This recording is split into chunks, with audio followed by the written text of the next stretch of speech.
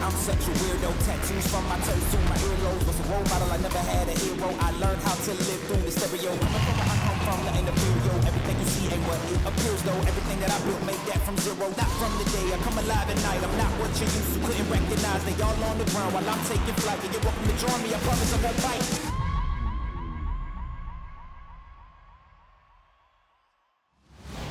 Hi everybody, welcome to the World Supercross Preview Show. We are counting down the days before we go racing at the Buenos Aires City GP. That's round one of a 5-round championship. I'm Daniel Blair. This is Kristen Beat, and the schedules, they're announced. The rosters are announced. The wild cards are announced. And I think by now the flights are booked. Kristen, we're about to go racing. Daniel, I am so excited. Every year, the level of competition just amplifies, and especially with the first race of the season, the Buenos Aires. I've been working on that, by the way.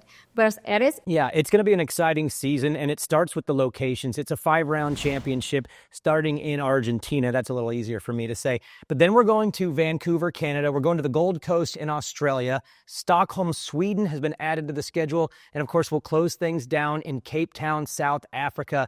And Kristen, that's a really unique schedule, but what's unique about it is the rosters for the teams, yes, they're set, but there's wild cards this year, and we're getting Eli Tomac, we're getting Justin Cooper, Cooper Webb, and we're getting Haiden Deegan, who announced that he is racing a 450 at the opening round of the championship. And not only debuting in the Premier class, but making his World Supercross Championship debut. There will be so much for him to adjust to, but also the race formats will be new for him. Yeah, and we're going to get a chance to talk to Haiden Deegan in just a moment, but 2 short 8-lap races, which are essentially sprints. It's just going to be super exciting, aggressive racing, and then a 12-lap finale. But all 3 of those races will carry points towards the championship. So if you're Haiden Deegan, you get a little bit of a break there in the race format. But if you're Jason Anderson, who is brand new to this championship, making his debut back with Suzuki, you have to be looking at the schedule and the format and the opportunity to be a world champion. That's something pretty good to put on his resume. And when you look at his teammate, Ken Roczen, a former WSX champion as well, I mean, guys, that is a stacked SX1 class. Yes, and what's cool about this championship is there's not just the SX1 title up for grabs or the SX2 title up for grabs. There is a team championship, and that plays into how you build your roster. So if you're looking at the PMG group, they're pretty stacked. How about the Quad Lock Honda team with Christian Craig, Joey Savatgy? Joey's been great the last couple of years. So I love those battles in SX1. And how about the introduction of the Stark? Not only is everyone looking at what this may look like at a series this big in scope, but how about the rider that they have chosen to race the motorcycle, Vince Friese, who there's a lot of adjectives you could use for Vince, but between him and the Stark's introduction, yeah, there's going to be eyeballs on, and maybe the comments are going to be a little on fire this year. Then looking at the SX2 class, Daniel,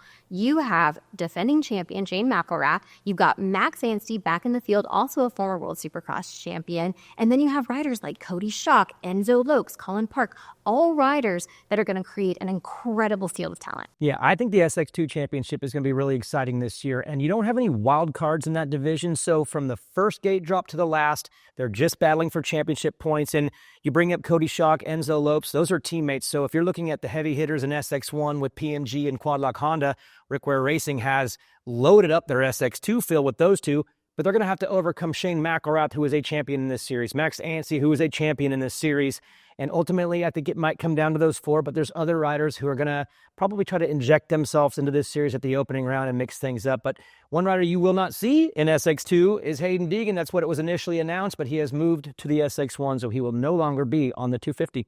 And Daniel, you had a chance to catch up with him a moment ago. Let's take a listen. All right, joining us now on the World Supercross Preview Show, it is Haiden Deegan. Haiden, not going to lie, I was on YouTube the other day. I'm scrolling through. I watched your video, and you said it's time for the 4 fatty. First question right out of the gate, everyone's wanting to know, what's it feel like, dude? What's the weight like, the power like, the whoops? How's it feel getting on that 450 on a Supercross track? Yeah, it was a wild moment. It's definitely a dream come true riding a 450 on a Supercross track. I feel like that's like everyone's goal is to get to the 450 class eventually. So just in general, getting out there on the 450, the power, and I mean the lines you could hit on that thing is definitely wild. Hey, in this past summer, I was watching you, of course, win the motocross championship and listening to your interviews. And what I gauged was that you were getting to the point where maybe you were a little bored, a little complacent, and I could kind of read through the lines, and it's like you're looking for a new challenge. You're wanting something new. Is that what you're feeling right now? Am I reading that right? That it's time for a new challenge, something that you can chase, a little less defense, and maybe get to going back on offense? Yeah, I feel like in my career and as a person, I've always done well with having something to go after, having pressure on my back. I feel like that's where I really work the best. And yes, this 450 opportunity is now, a goal to chase. And yeah, 250 class, I feel like I got to a point where I was pretty dominant, where a lot of the races, they were coming, I wouldn't say easy because it is a lot of hard work, but they were. And we went and won a lot of championships. But that was a lot of hard work to get to that point where those became where it became boring, as you said. But now this 450 class is a whole new motivation to go start a new chapter and do good things. So I know in your DNA you're a winner. You've won a lot, and it's just the way you're wired, and it's part of your competitive nature. But you are walking into a new chapter where there's going to be a lot of learning. There's going to be a whole new list of racers with championship credentials. How are you going to balance that? The natural want and urge to go and be a winner, but also knowing that this is a brand new chapter with new things to learn and a brand new part of your racing career. Yeah, I know it's going to be definitely a difficult chapter, to hop into, and I'm gonna have to work hard towards it. But it's you're going to be racing a whole bunch of 250 champions now that are now 450 vets. So there's a lot of good guys. I know a lot of people try to pit the Jet versus Hayden thing, and it's like people need to understand there's like 10 good guys. It's not me versus one person. It's like I got to go out there and race some gnarly dudes on a dirt bike. And right now I have a ton of respect for those guys, and I want to go out there and obviously see where I fit in. And so far, we got a few guys in Argentina that are racing that, and then some guys racing the Australia round, so I can kind of get a good gauge, and I'm excited. Let's talk about those guys. And this list is incredible because it's Jason Anderson, U.S. Supercross champion. You've got Cooper Webb's on the list, Eli Tomac's on the list, Ken Roczen's on the list. Look, you're going to the 450s a little on the early side, and some of these guys have stuck around a little bit longer than we all expected. Did you actually think that you were going to race Kenny and Eli and Jason? Did you even imagine that? No, not really, because I wasn't expecting. I mean, my goal was obviously to get to a 450 this quick, but like in reality, like for it to actually happen, it's like really just now settling in how fast I got to a 450. My 250 career is almost to an end. So, yeah, racing Tomac and stuff. I mean, dude, I was watching him when I was a little kid in the grandstands at Anaheim. So it's like now I get a chance to go race these guys. I mean, Anderson. I've always looked up to those dudes, and I mean Anderson's wild style of riding and the way he lives. I was always watching the way he did stuff, and Kenny, obviously, Cooper. I mean, it's gonna be exciting. So Buenos Aires is up first. That's in I mean, we're counting down the days before we get there. I want to throw something at you pretty funny. I don't know if you know this. I told your dad, so maybe he told you. But you were 7 years old when Ken Roczen won his first 450 Supercross. You were 7. And you're racing him in Buenos Aires. Like, I mean, bro, what do you Yeah, think when you hear that? I know it's crazy to think. That is definitely wild. Like I was literally a little kid watching him race, and now, I mean, I'm still pretty much a kid. I ain't that old yet, but we're getting to that man stage now. So obviously, it's time to mature to that level and start the new chapter. What do you think that competition is going to be like racing against these guys? You mentioned it. These are all 250 champions and 450 champions. This is a new pack of riders for you to race. Do you feel like you're going to be received well on the track? And again, these are all like legends of the sport who have watched you come up the last few years. How do you think that response is going to be from them? Yeah, I think what I've realized is the 450 class. It looks like the guys have a lot of respect for each other. So that's my goal is obviously to come in there and be mature, get to that mature level in the 450 class and be ride smart and just evolve because it's gonna I'm sure take time to get up to the speed where you're battling with those guys. And I don't know, maybe I'll hop in there and be right in the mix and good to go, or maybe not. So that's the challenge, and that's what kind of keeps you on your toes going up to this next step. Final question for you. Why World Supercross? Why Buenos Aires? I mean, you just came back from the collarbone injury, not a lot of time on the bike, but we're going racing pretty quick. Why World Supercross? Yeah, I feel like this was a good chance to get experience. I mean, if I'm gonna race 450 next year at outdoors, and I feel like it's just time to get on the bike and get experience with that stuff. And definitely, I mean, in the future, the 450 Supercross, if I could get a little head start, doing these races that don't lead to an AMA championship, I feel like it's something positive, and it was a good idea on my part. Well, awesome. Well, thanks for joining us on the preview show. And, bro, I will see you in Buenos Aires. Yes, sir. Thank you. A lot said from Haiden Deegan, and a big weekend for him, right? That's going to be a huge moment in his life, being able to finally be on the start gate with other riders in the Premier class. But to me, the question isn't whether or not Haiden Deegan will find success in the Premier class. He's a generational talent. He will get there. But will he find it in Buenos Aires, Daniel? There's so much to unpack from his interview. And you're right, it's the timing. Does he come right out and make a statement at the first one, or does it take him a little bit of time to get more comfortable? You're talking about a kid who is early. He doesn't have to go 450 yet. He could ride this out, but I think he's too competitive for that. And he wants to go in there and race against some of the legends, and he's going to get a chance to do that, not only at the opening round, but then as we bridge over to the wild cards, Eli Tomac in Vancouver backs it up in Gold Coast, Australia. So he'll be warmed up. Then you have Cooper Webb.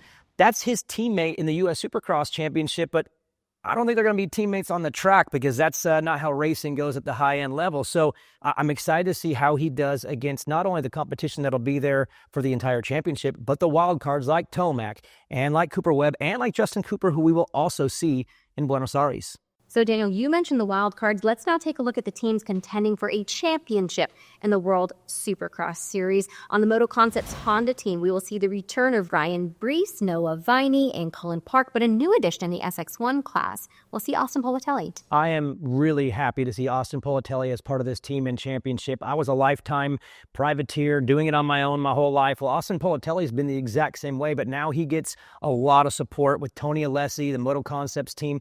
That's a great group of people that are going to be able to give him the resources that he's never had. Tony tells us that he's lost a bunch of weight in the offseason. He's riding different, racing different. So in this championship, I'm excited to see what Austin Politelli does when he lines up in SX1.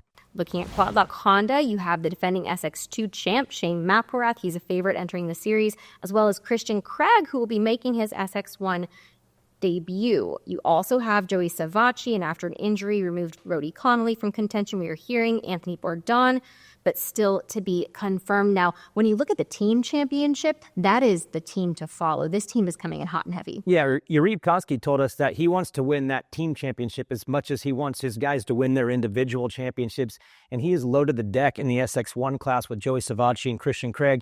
And that's the rider I'm most interested in seeing is Christian Craig, because on the 250 machine, he was phenomenal. He's a U.S. Supercross champion, but that was on a Yamaha where he's been for a long time. He did have a chapter there on Husqvarna, but I think back to his early Honda days, and I think that's the best he's ever looked on a motorcycle. I can't imagine how he's feeling right now getting on that Honda 450. So in that team, that loaded team of riders, that's the rider I want to see most at Buenos Aires. On the PMG Suzuki, you'll see the return of Ken Roczen, a two-time World Supercross champ, but also the addition of Jason Anderson, a U.S. Supercross champ. Then Kyle Chisholm, Robbie Wageman on the 250. That is a stacked 450 SX1 class. Yeah, same formula for PMG. They loaded up on SX1 riders with Ken Roczen and Jason Anderson. And my interest is in Jason Anderson. Why? Because he's going to be making his 450 debut on a Suzuki. Now, if you go back in time, this is a Suzuki kid. He grew up on the RM Army, but then he moved to KTM, he moved to Husqvarna, he moved to Kawasaki, and now he goes back home to Suzuki. And there's something about these riders, when they go back to that familiar feeling, they go back home, it brings out the best in them, like Ken Roczen a few years back. So for me, at the opening round, I think Jason Anderson's going to be fired up, something to prove, and he's back home on Suzuki's. It's a homecoming for him. Now, the Vet and Bud Racing Kawasaki team made some major changes to their roster, and I'm loving it right now. 3 countries represented here. Justin Hill from the U.S., Matt Moss from Australia will lead the SX1 effort. Then you turn over Cole Thompson from Canada, Kyle Peters also from the U.S.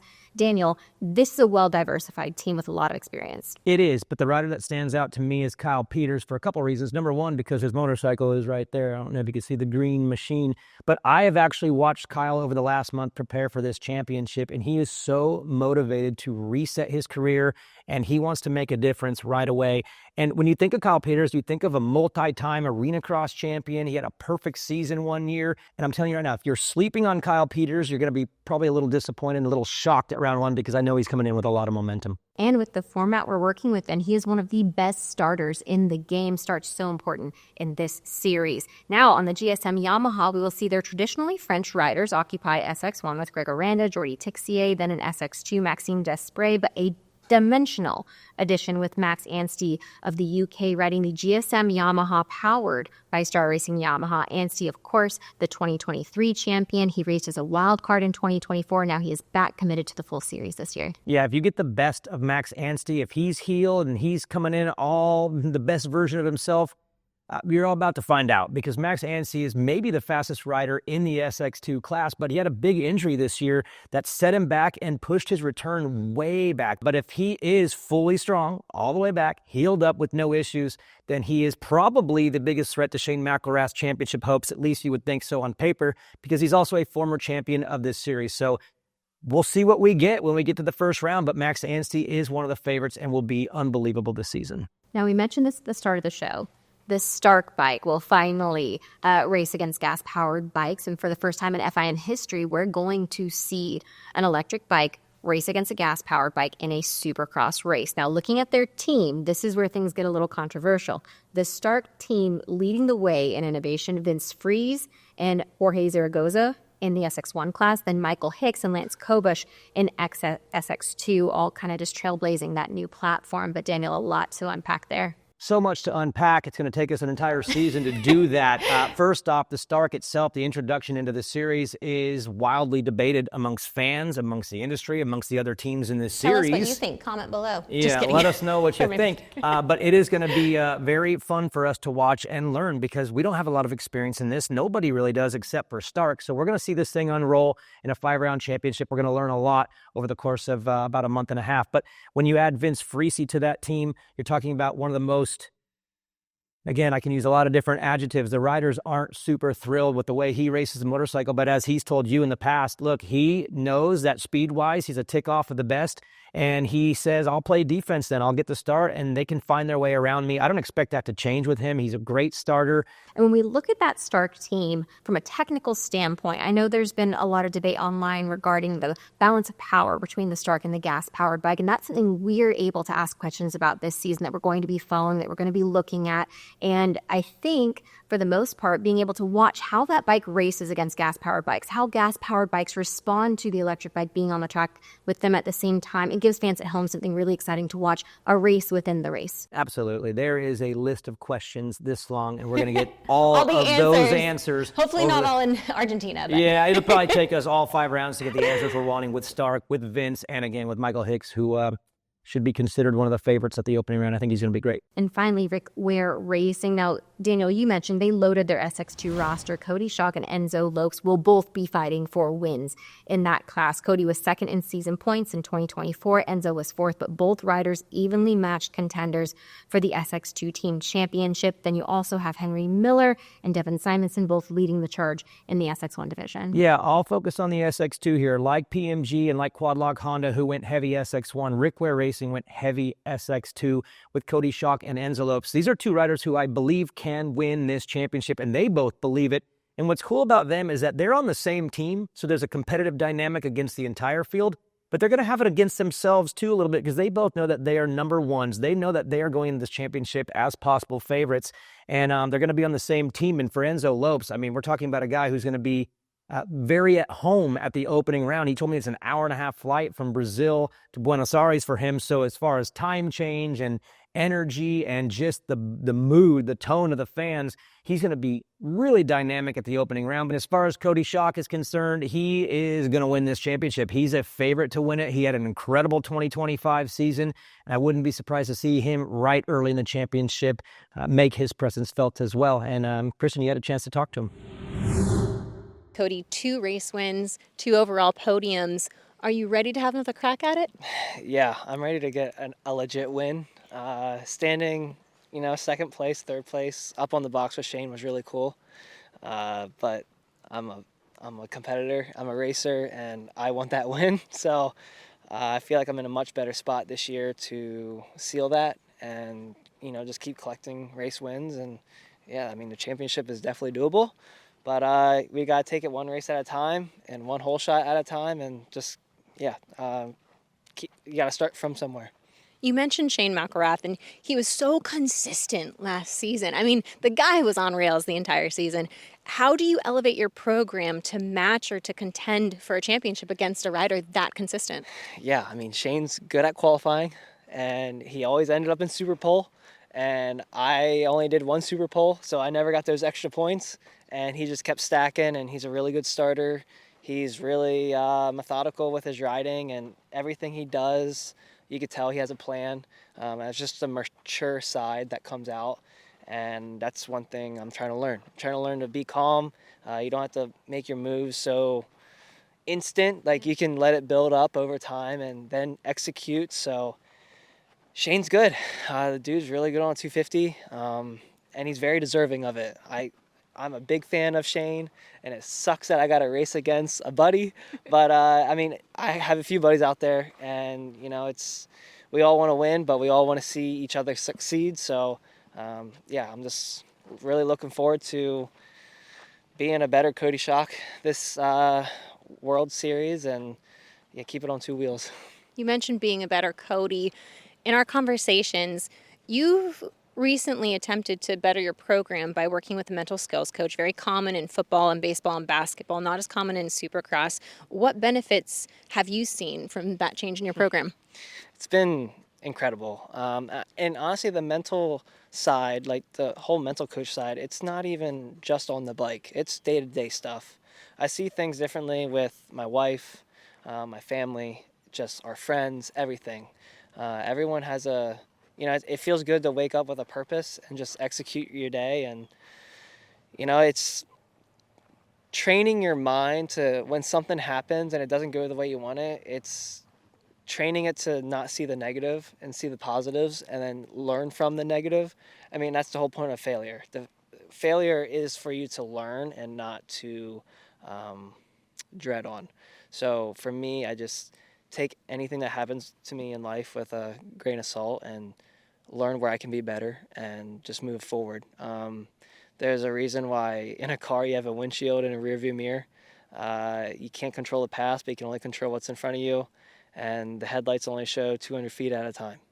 So, have you seen that reflected in your racing? I have. I really started figuring out during outdoors. I